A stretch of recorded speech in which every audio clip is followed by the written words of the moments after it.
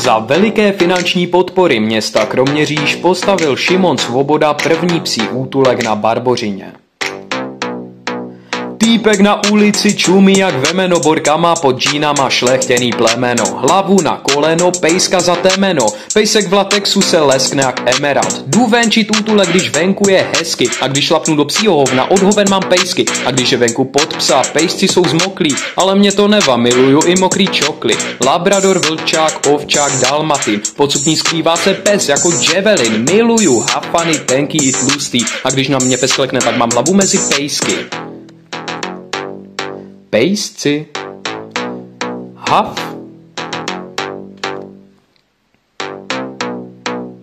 Pejsek ví kudy kam, netřeba vodítka. Když vidím pejska, tak za ním hned utíkám. Když vidím pejska, tak mi to hned zlepší den. Když vidím pejska, tak zavrtím ocasem.